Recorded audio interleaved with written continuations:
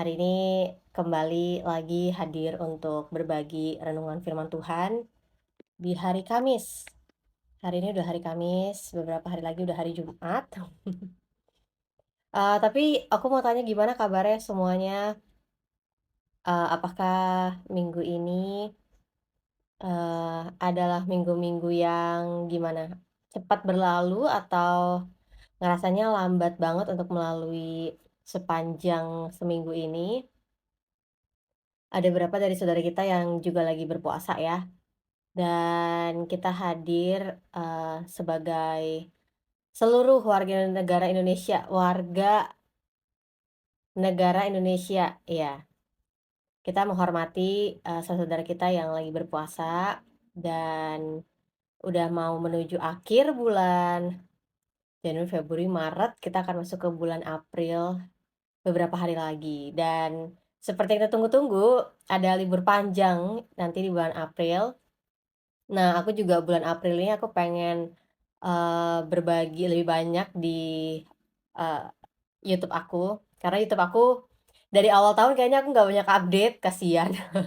Kayak kayak apa ya, kayak udah nggak diurus. Jadi aku pengen berbagi apa yang aku dapatkan ya, aku udah dapatkan terlebih dahulu dari renungan-renungan yang aku bagi ini di TikTok. Aku pengen bagiin itu di YouTube lewat video-video yang pendek lah ya durasinya, nggak usah panjang-panjang. Nah,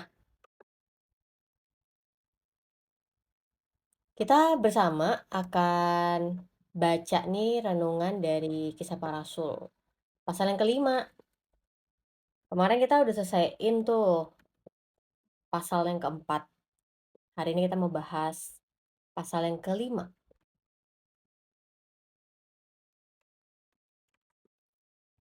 Nah, sebenarnya kisah yang akan kita bahas ini adalah sebuah peristiwa yang tragis. Mungkin ada semua teman-teman yang udah pernah tahu apa sih yang terjadi di Kisah Para Rasul 5. Iya, ini adalah peristiwa tragis yang kita akan baca sama-sama tentang kejahatan, tentang, mmm, bukan juga kejahatan sih, tapi penipuan yang dilakukan di antara oke, hanya dilakukan oleh oknum sih, nggak semua ya, dilakukan oleh oknum di dalam kumpulan orang percaya. Siapakah dia? Ya kemarin aku udah sebutin ya tentang Ananias dan Safira, sepasang suami dan istri yang bekerja sama untuk membohongi para pengikut Kristus, para rasul saat itu termasuk Roh Kudus, dan kita lihat apa yang terjadi dalam hidup mereka. Ya, itu adalah salah satu peristiwa yang menakutkan sih ya, kita juga yang baca, serem banget, masa sih bohong sampai sebegitunya? Masa sih kita, melakukan suatu kesalahan sampai segitunya? Ya, ya itu yang terjadi di Kisah Para Rasul pasal yang kelima, kita akan baca ya. Sebentar, aku buka dulu Alkitab.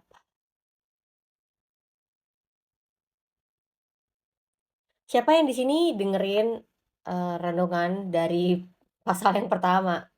Atau ada yang mungkin, sesempatnya aja karena ada pekerjaan.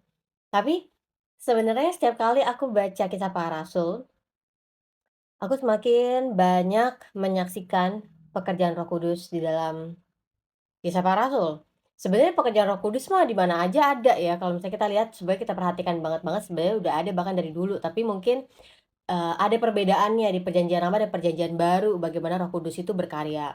Kalau di Perjanjian Lama, Roh Kudus itu dibilangnya hanya hinggap, dan ketika seseorang itu yang dihinggapi oleh Roh Kudus tidak menjaga hidupnya, Roh Tuhan tuh bisa pergi daripadanya. Ya kita lihat ya karakteristiknya dari, peristiwa Saul dan Daud gitu ya, bagaimana akhirnya Roh Tuhan meninggalkan Saul gitu ya, terus bagaimana Roh Tuhan juga hinggap di, kita lihat ketika ada orang-orang yang dipilih, untuk dia membantu pembangunan Bait Allah, membantu apalagi kita lihatnya, orang-orang yang punya kelebihan, talenta mereka dipakai untuk, pekerjaan Tuhan, kita juga lihat itu. Kita juga lihat, salah satunya di kitab nabi-nabi besar ya, di mana Roh Tuhan tuh diperlihatkan kepada beberapa nabi Tuhan, roh Tuhan itu pergi dari, baitnya, daripada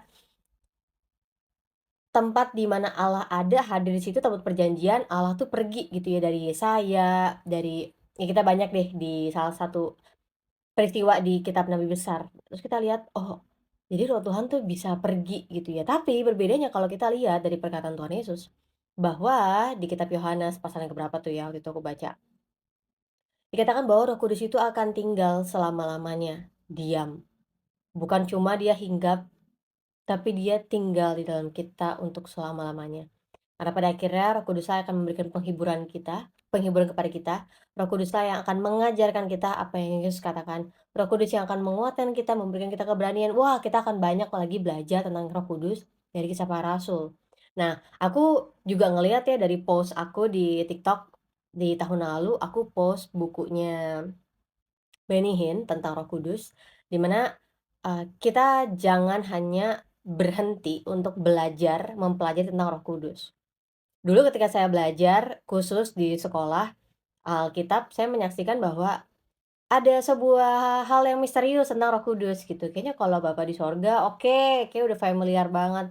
Tentang Tuhan Yesus, oh kita udah lihat nih dari kitab Injil gitu kan. Tapi kayak ada sesuatu yang sangat, misterius tentang Roh Kudus gitu ya, yang sebenarnya membuat saya jadi, "Aduh, Roh Kudus itu seperti apa ya? Roh Kudus sebenarnya bisa dipelajarin nggak sih? Roh Kudus itu sebenarnya bisa dikenal nggak sih? Roh Kudus sebenarnya bisa kita saksikan nggak sih?" Gitu ya.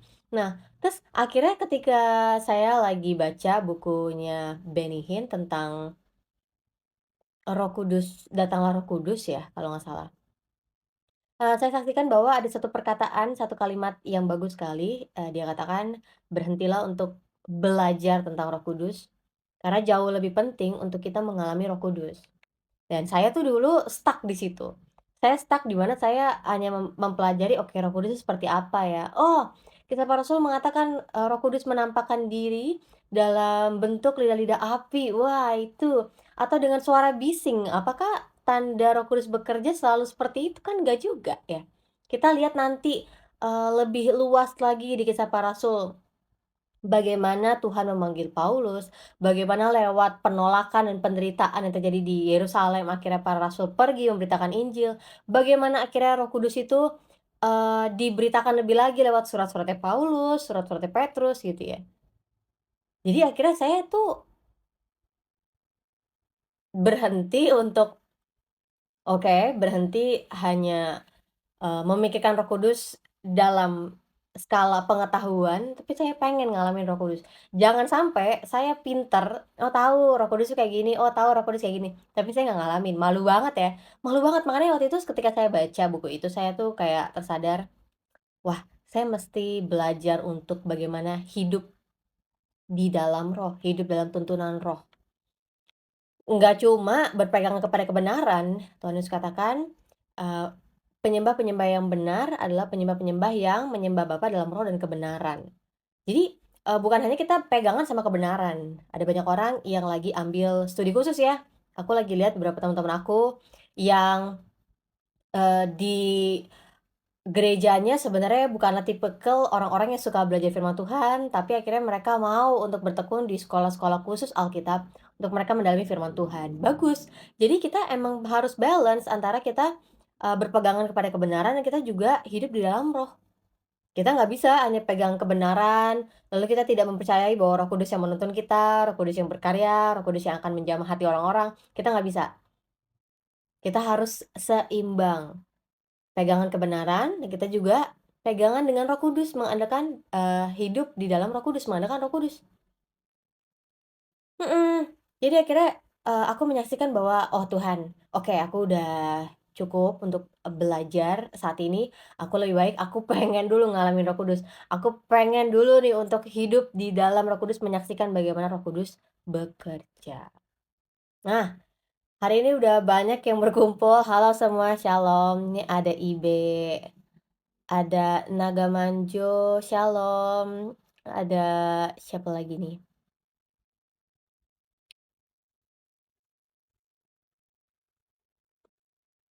Eh,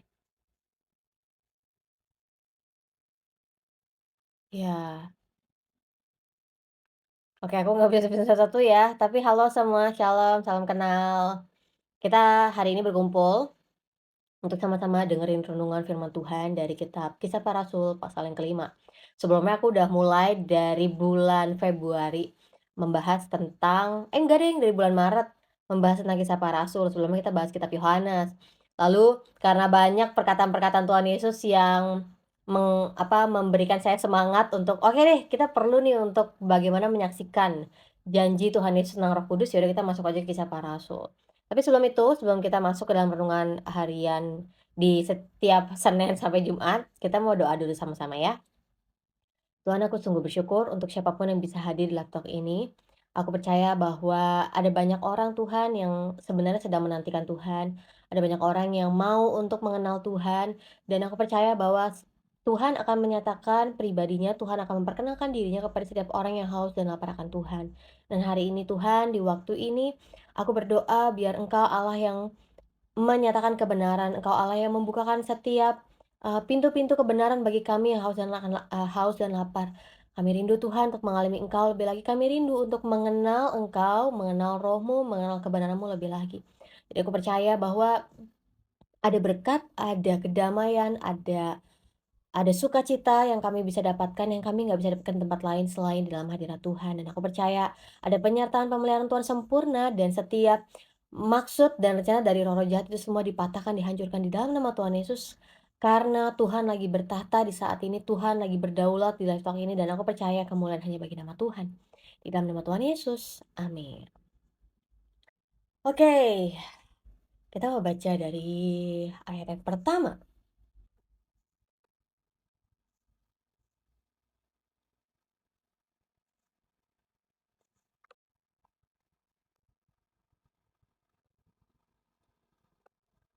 Ada seorang lain yang bernama Ananias. Jadi ini backgroundnya Ananias dan Safira ini, kisah ini, peristiwa ini punya latar belakang mengenai kumpulan orang percaya di saat itu yang disebut dengan gereja mula-mula.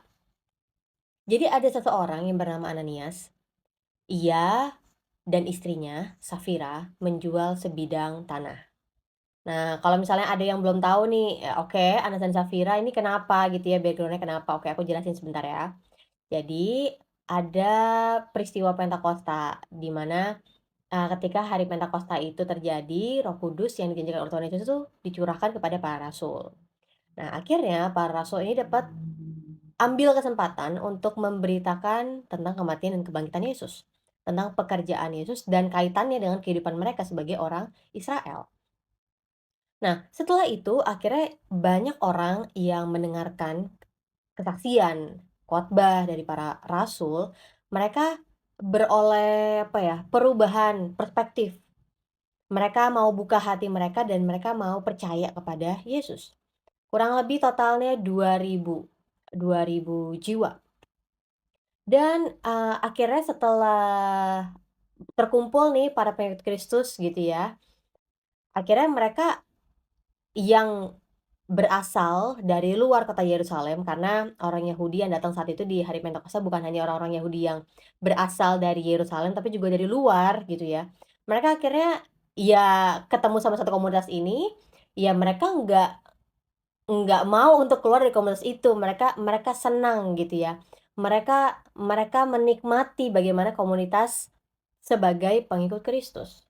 Dan akhirnya mereka banyak mengalami kasih Tuhan sehingga mereka bersekutu, dan ada sebuah kebiasaan yang baik di mana mereka nggak cuma melakukan perjamuan, mereka nggak cuma membagikan roti, mereka nggak cuma, saling bersekutu, mereka nggak cuma saling berdoa, tapi mereka juga saling berbagi. Ada kemurahan di sini, ada kasih di sini, ada belas kasihan di sini sehingga mereka saling berbagi. Yang berlebihan mau untuk merelakan harta yang berharganya untuk menjual dan hasilnya itu bisa dibagikan kepada orang membutuhkan. Jadi ini kasih Tuhan tuh nggak cuma bagi perseorangan, tapi kasih Tuhan tuh aku lihat juga akhirnya mengalir bagi mereka semua sehingga kasih Tuhan tuh bisa dialami oleh semuanya, ya. Nah, akhirnya kemarin kita tahu ada seorang yang namanya disebutkan sebagai Yusuf atau Barnabas, seorang Lewi dari Siprus. Nah, Yusuf ini tuh dia jual ladang miliknya, jadi ada orang juga yang jual rumah atau tanahnya, dan hasilnya itu dibawa kepada para rasul untuk dibagikan sesuai dengan keperluannya. Nah, Ibe nanya, Ananias dan Safira menghujat Roh Kudus. Apa ciri-ciri menghujat Roh Kudus? Seperti apa? Contoh ciri-ciri menghujat Roh Kudus seperti apa? Kita lihat nanti ya, kita saksikan sama-sama ya. Nah, dengan setahu istrinya, jadi atas sepengetahuan istrinya, si Safira, Ananias ini menahan sebagian dari hasil penjualan itu. Dan sebagian lain dibawa dan diletakkannya di depan kaki rasul-rasul. Jadi, Ananias dan Safira ini udah tektokan, udah janjian. Kalau mereka nggak mau untuk memberikan semua hasil penjualan, tapi mereka mau tahan sebagian. Shalom, Kak Jagat. Tetapi Petrus berkata, Ananias, mengapa hatimu dikuasai iblis, sehingga engkau mendustai Roh Kudus dan menahan sebagian dari hasil penjualan tanah itu? Jadi Petrus yang langsung berbicara kepada Ananias. Ananias, kenapa hatimu dikuasai iblis sehingga kamu mendustai Roh Kudus dan menahan sebagian dari hasil penjualanmu itu? Nih, padahal kan Ananias menjual tanah itu dengan yang hasilnya tuh dibagikan hanya setengah, itu kan cuma sepengetahuan istrinya ya, firman Tuhan yang katakan. Cuma Safira lah yang tahu bahwa Ananias itu menahan hasil dari yang hasil penjualan dari tanahnya, ladangnya. Tapi kenapa itu tiba-tiba berkata, "Kenapa engkau mendustai Roh Kudus? Tahu dari mana?" Pernah kepikir nggak ketika baca firman Tuhan ini? Tahu dari mana ya Petrus, kalau si Ananias ini lagi mencoba untuk mendustai Roh Kudus? Tunggu, tunggu, tunggu. Yang mereka dustai kan para rasul. Kenapa Petrus mengatakan bahwa Ananias mendustai Roh Kudus? Lihat gak? Lihat gak di sini sebuah hal yang berbedanya? Ananias dan Safira lagi tektokan janjian untuk mendustai para rasul. Tapi Petrus berkata, engkau mendustai Roh Kudus. Hmm, ini Alkitab nggak salah kan? Enggak dong. Bukan karena mereka imam besar. Tapi gini, yuk coba kita lihat. Ananias dan Safira mengira mereka bisa membohongi para rasul. Sedangkan kebiasaan di mana mereka tuh punya kemurahan, belas kasihan. Ini bukan atas dasar inisiatif para rasul, bukan. Tapi ini dihasilkan dari pekerjaan Roh Kudus dalam hati mereka. Sehingga mereka mau berbagi, mereka mau saling menolong, mereka mau saling membantu supaya saudara-saudara mereka di dalam Kristus berkecukupan. Apalagi saudara-saudara yang berasal dari luar Yerusalem.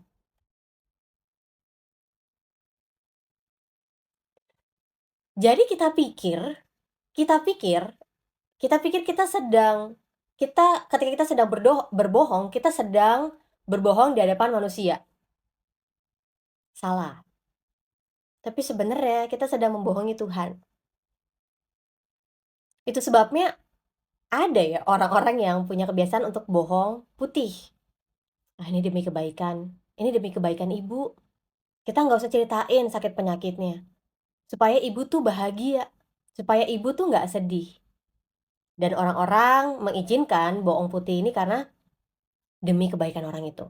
Tunggu, tunggu. Demi kebaikan orang itu atau demi kebaikan kita sih? Demi kebaikan orang itu, kalau kita pikirkan demi kebaikan orang itu, kita akan berkata yang jujur.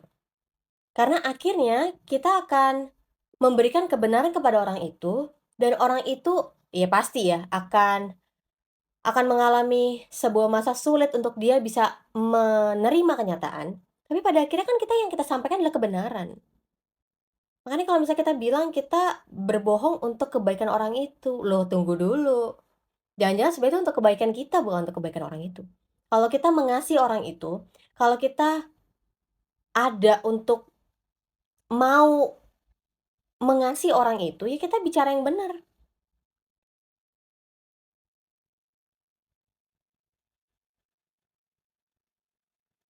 Terus ada yang bilang kalau bawang putih itu lebih baik pada bawang hitam. Tunggu tunggu, ini hitam putih ini siapa yang bedain sih? Kita kan? Kita yang lagi berusaha untuk mengukur mana hitam mana putih, loh. Kan harusnya yang mengukur itu balik lagi tolak ukur itu dikembalikan pada Tuhan. Nggak ada yang namanya bawang besar, bawang kecil. Semua sama. Osdiman dengan kata lain, kalau kita sengaja sengaja berbuat dosa sama dengan menghujat Roh Kudus.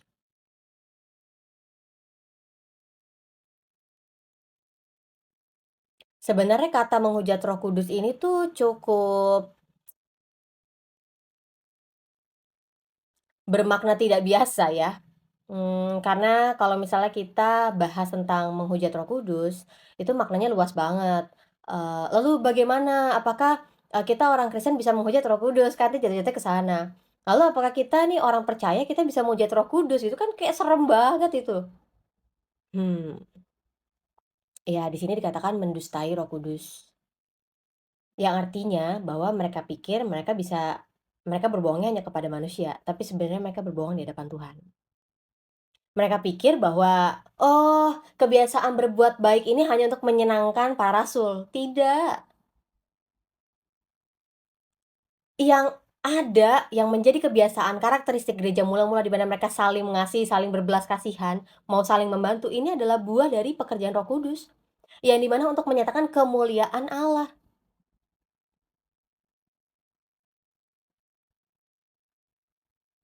Nah, gimana ya, kita tuh sebagai orang percaya kita bisa punya integritas itu. Bahwa nih di hadapan Tuhan nih, di hadapan Tuhan, urusannya sama Tuhan, tanggung jawabnya sama Tuhan. Masa sih kita mau lewatin gitu aja dengan kita berbohong, dengan kita mau berbuat curang? Kita baca ya ayat yang keempat. Selama tanah itu tidak dijual, bukankah itu tetap kepunyaanmu? Dan setelah itu dijual, bukankah hasilnya itu tetap dalam kuasamu? Mengapa engkau merencanakan perbuatan itu dalam hatimu? Engkau bukan mendustai manusia, tetapi mendustai Allah. Ya, sebenarnya tidak ada paksaan. Ketika saya juga baca mengenai dari Kisah Para Rasul 2 tentang gereja mula-mula itu, tidak ada paksaan untuk mereka berbagi, untuk mereka berkorban, nggak ada. Itu semua digerakkan oleh Roh Kudus dengan belas kasihan, dengan kasih karunia, dengan kemurahan, sehingga mereka mau saling berbagi tanpa perhitungan. Termasuk si Yusuf yang disebut Barnabas juga, dia mau memberikan dengan sukarela. Loh, tapi kenapa ya Ananias dan Safira ini jadi membohongi, jadi curang, jadi pura-pura, supaya mereka tetap kelihatannya mereka berkontribusi, padahal sebenarnya hati mereka nggak ikhlas. Tersebar bohong sekarang dan orang pakai bohongan sekarang. Dia bilang ex-pendeta tapi tidak. Nih, kita perhatikan ya. Iya ya, kenapa Ananias dan Safira ini nggak Ananias dulu ya? Kenapa Ananias berbohong? Mau cari apa sih? Padahal kan sebenarnya itu di dalam kuasanya dia. Itu berada dalam tanggung jawab dia mau berikan berapa. Kenapa kenapa dia harus akhirnya berbohong dan mendustai Allah yang menjadi pemimpin dari gereja mula saat saat itu. Ketika mendengar perkataan itu, rebahlah Ananias dan putuslah nyawanya. Maka sangatlah ketakutan semua orang itu mendengar peristiwa itu. Lalu datanglah beberapa orang muda, mereka mengapani mayat itu, mengusungnya keluar dan pergi menguburnya.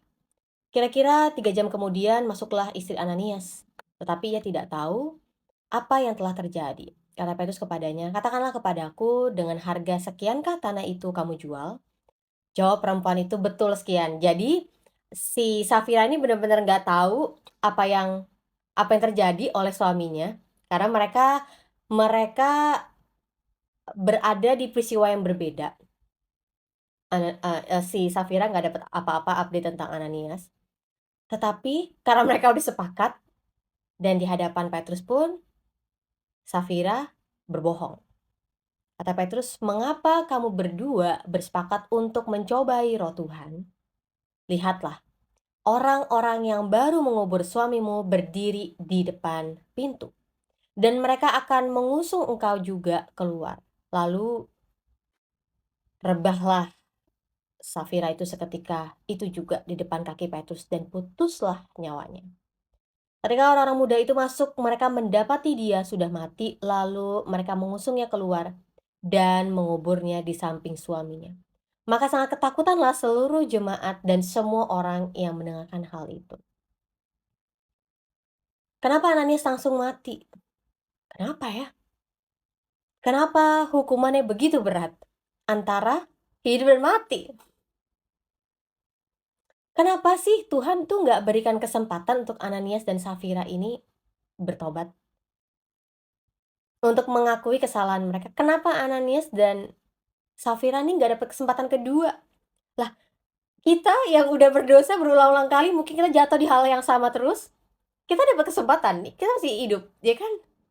Tapi kenapa cuma dari sebuah tindakan di mana Ananias dan Safira nih berbohong, terus mereka mati? Hmm, kenapa ya?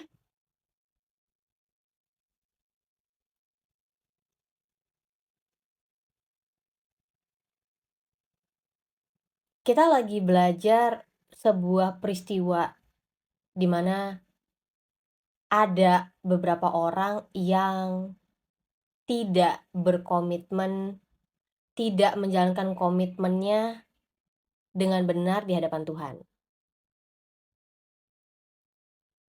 Komitmen untuk mengasihi Tuhan itu bukan bicara tentang satu 2 hari, bukan bicara tentang, "Oke, aku mau dibaptis." Tapi bagaimana kita hidup di dalam takut akan Tuhan, iya kan? Kekristenan tuh bukan cuma bicara, "Oke, aku dibaptis, aku terima penebusan, aku terima kemerdekaan dari dosa, aku terima berkat surgawi dan jasmani dalam Kristus, aku terima jaminan untuk mendapatkan kehidupan kekal di surga."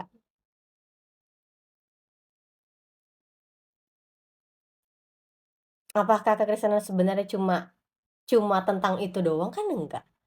Tapi bicara juga tentang hidup di dalam Kristus yang kita bangun setiap hari. Yudas menjual Yesus nggak mati. Apa karena mereka imam besar?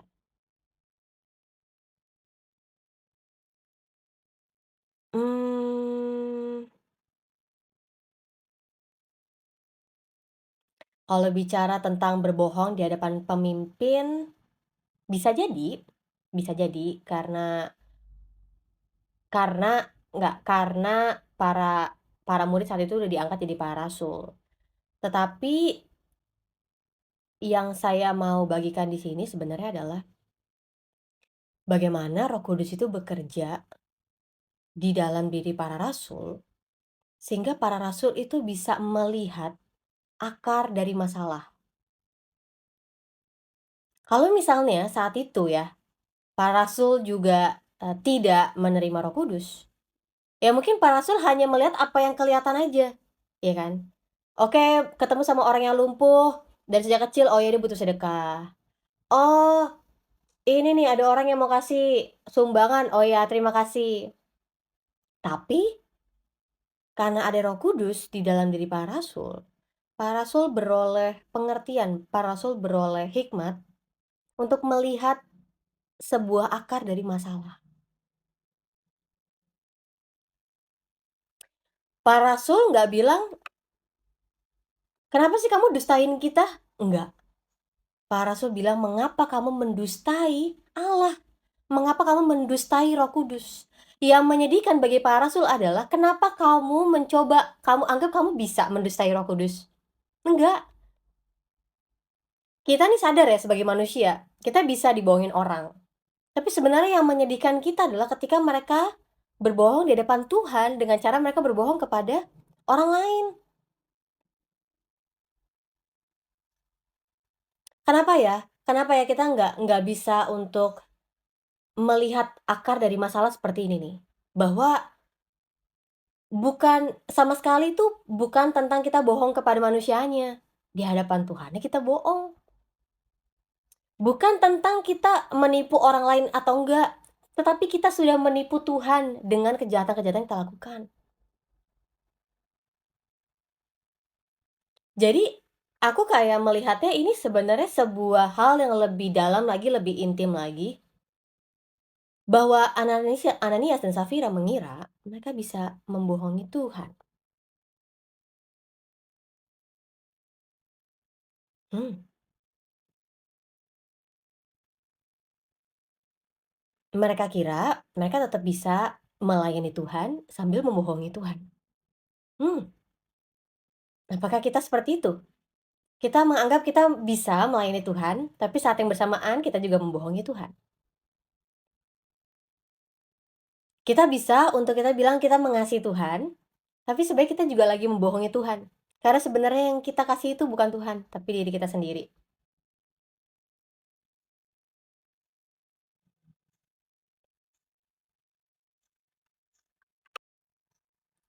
Jadi Ananias dan Safira bukan jatuh ke dalam dosa mengenai uang, mengenai mamon, bukan. Tapi mereka berdosa karena mereka berpura-pura menghargai Tuhan dengan kepura-puraan, memberikan setengahnya aja. Tapi memberikan yang mereka bilang, "Kita udah berikan semuanya kok."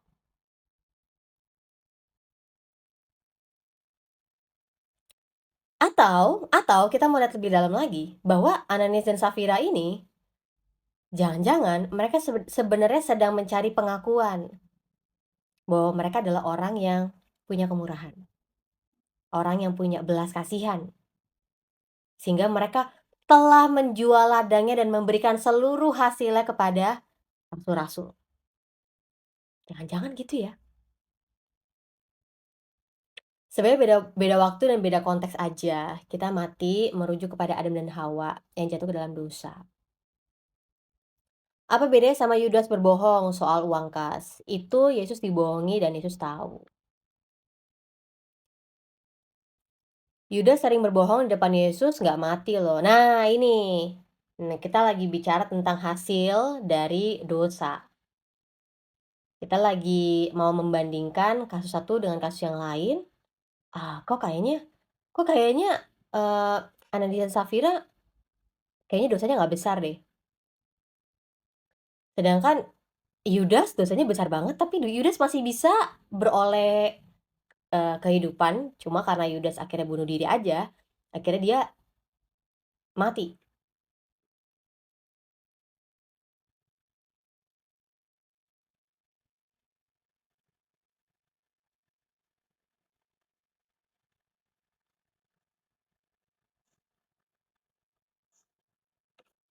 Coba kita baca lagi ya, ada kata kuncinya di sini, kita bisa lihat, ayat yang ketiga. Tetapi Petrus berkata, "Ananias, mengapa hatimu dikuasai iblis, sehingga engkau mendustai Roh Kudus?" Jadi mendustai Roh Kudus ini adalah hasil dari iblis yang menguasai hati Ananias dan Safira juga. Iya, umum karena banyak oknum nilai-nilai persembahan tuh nggak mati. Jadi kita lihat di sini ya, bahwa sebuah tindakan mendustai Roh Kudus itu berasal dari hati yang akhirnya dikuasai oleh iblis.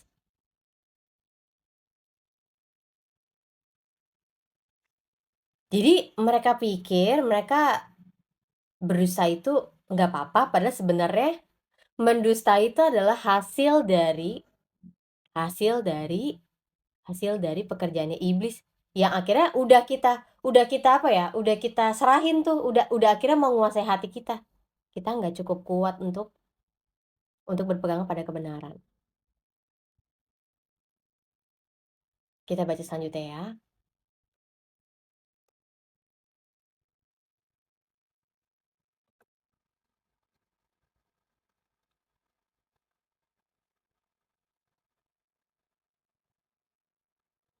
Jadi kalau misalnya kita lihat sebenarnya dari peristiwa Ananias dan Safira ini,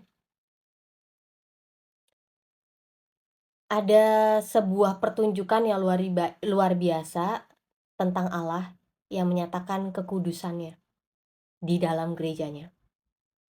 Karena karena karena hanya berbohong di depan para rasul yang mereka lihat kan gitu ya. Tapi sebenarnya lebih dalam lagi akar masalahnya adalah Ananias dan Safira mendustai Allah, mendustai Roh Allah dan berakibat kematian. Dan dikatakan semua orang yang menyaksikan itu mengalami ketakutan. Ini sebuah pertunjukan di mana Allah sedang menunjukkan reputasi kekudusannya itu nggak bisa dilanggar. Kekudusan Allah di dalam gerejanya itu nggak bisa dilanggar.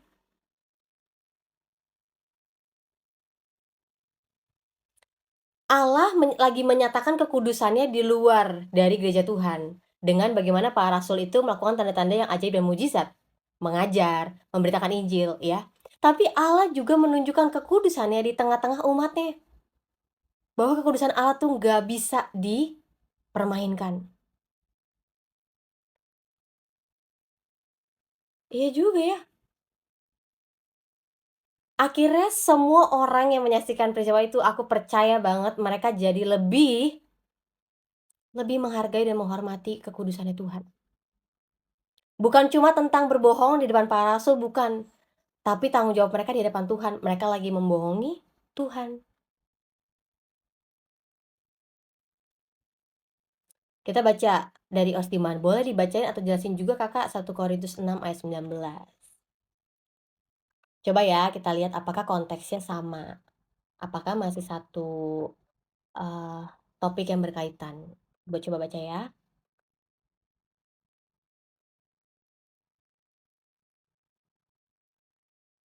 Atau tidak tahukah kamu bahwa tubuhmu adalah bait Roh Kudus yang diam di dalam kamu? Roh Kudus yang kamu peroleh dari Allah dan bahwa bukan kamu dan bahwa kamu bukan milik kamu sendiri. 1 Korintus 6 ayat 19 kan ya? Ya, kalau ini lihat konteksnya mengenai bagaimana Roh Kudus yang ada di dalam diri orang percaya, tempat di mana Roh Kudus itu bertahta dalam hati orang percaya, yang membuat orang percaya itu lepas dari dosa percabulan ya, kalau lihat konteksnya. Nah ini, Yesus itu Allah, lebih parah Yudas daripada Ananias. Tapi gini, kita lihat dulu ke konteksnya dong.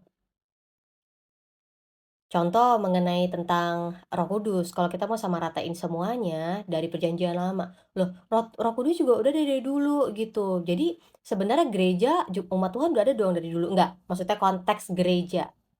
Loh tunggu dulu, kita lihat dulu dari bahasa aslinya. Gereja itu baru ada di Perjanjian Baru, kita nggak bisa tuh samaratain semuanya. Ketika Roh Kudus dituliskan berarti di situ juga ada gereja Tuhan kah? Gitu, enggak. Kita lihat konteksnya ya. Kalau konteksnya dari Kisah Para Rasul 5 ini lagi menunjukkan kemurnian kekudusan Allah di dalam gerejanya. Reputasi Allah itu lagi ditunjukkan bahwa Allah tuh nggak bisa dipermainkan. Nah, kalau bicara tentang Yudas, itu kan konteksnya beda lagi. Bahwa Allah mengizinkan hal itu untuk akhirnya Allah lagi dipermuliakan. Yesus dapat menggenapi seluruh kehendak Allah, ya. Jadi pada akhirnya aku percaya bahwa semua dosa itu ujungnya maut. Kitalah yang seringkali menimbang-nimbang bahwa, "Oh, itu ada orang yang bohong masih hidup kok. Oh, itu ada orang-orang yang jahat banget, mereka hidupnya sejahtera, bahkan mereka hidupnya mengalami kelimpahan." Tunggu dulu, yang jadi hakim tuh bukan kita. Kalau kita melihat ada orang-orang yang, kok mereka masih hidup-hidup aja sih, masih bahagia-bahagia aja, keluarganya sejahtera aja. Terus kita pahit gitu ya, kita marah, kita sebel gitu karena ada orang-orang yang hidup dalam kejahatan dan sepertinya Tuhan membiarkan. Enggak sih, pada akhirnya saya percaya bahwa semuanya itu semuanya itu ditimbang, disaksikan oleh Tuhan dan Tuhan yang memberikan penghakiman. Hari ini kita lihat nggak ada konsekuensinya bukan berarti Tuhan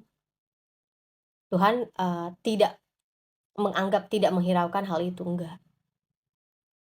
Justru saya percayanya bahwa ketika sepertinya, kok kayaknya nggak berakibat fatal gitu ya segala dosa yang kita lakukan. Justru sebenarnya Tuhan lagi memberikan kesempatan supaya bagi orang-orang itu mereka beroleh anugerah Tuhan untuk mereka bertobat. Firman Tuhan jelas saya katakan.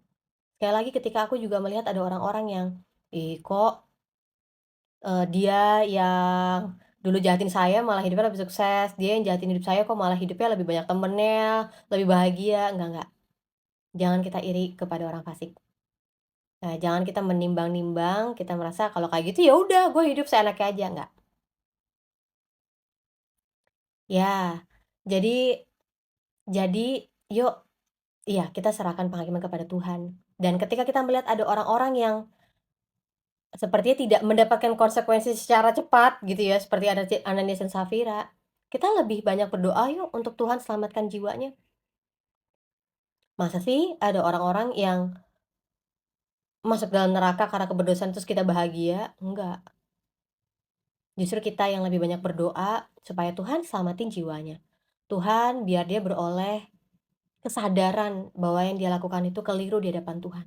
Tuhan berikan dia ketakutan, sebuah rasa takut akan Tuhan sehingga dia punya integritas untuk dia hidup benar, untuk